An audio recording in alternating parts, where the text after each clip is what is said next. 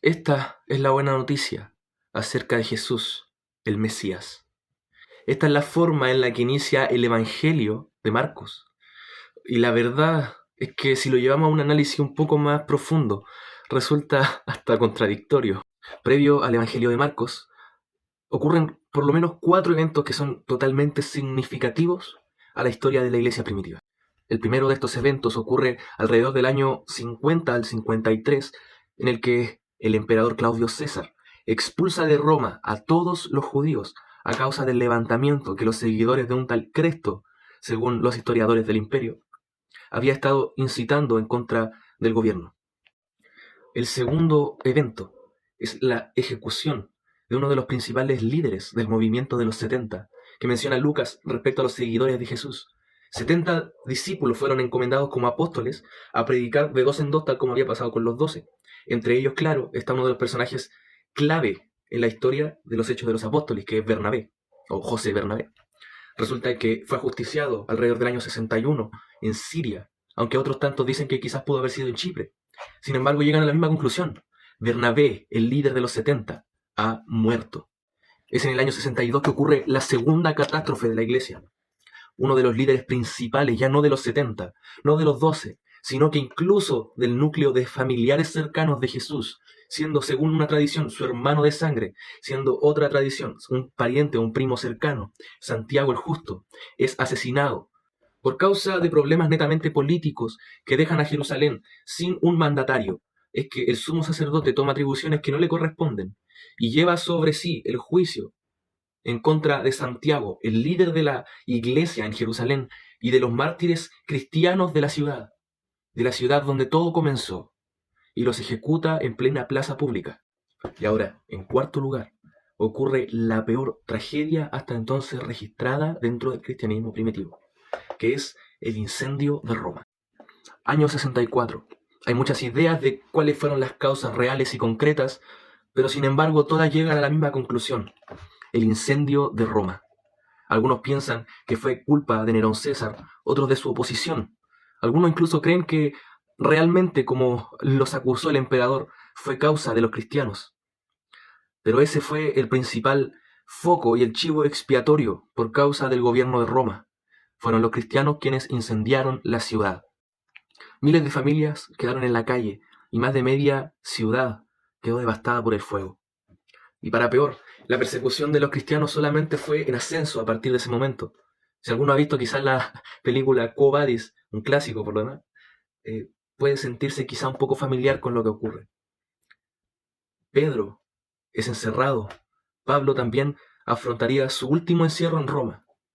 Pero es en este año en particular cuando el líder de la iglesia hasta ese momento, según algunos de algunas facciones de la iglesia, pero al consciente colectivo quizá el principal de los apóstoles, Pedro, es ejecutado y condenado a morir crucificado en Roma.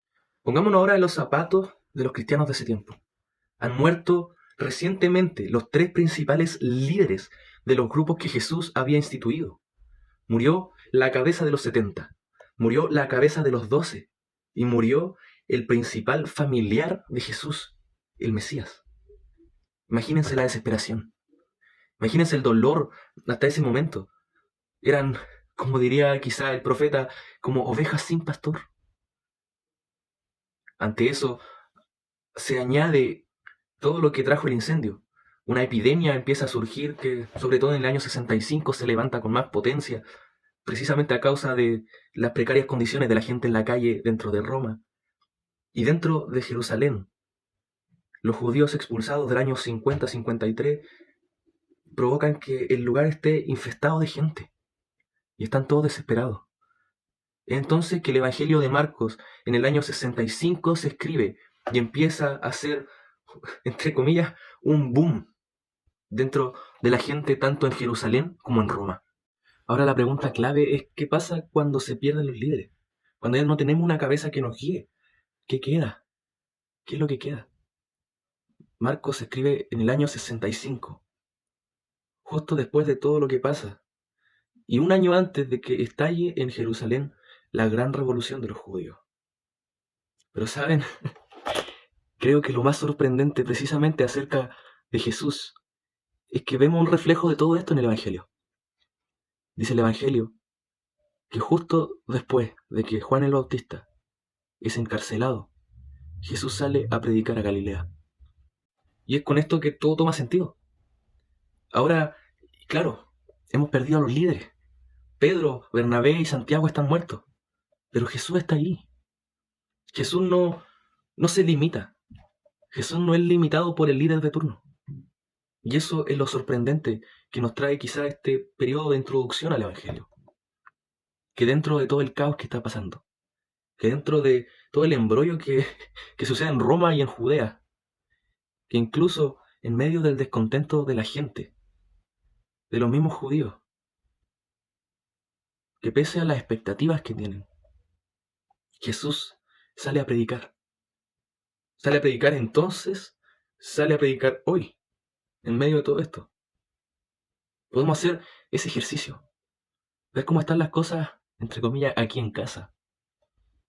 Si el Evangelio trató de dar respuesta al gran problema que estaba sucediendo entre la gente común, tanto en Israel como en Roma, podemos tratar de hacer lo mismo.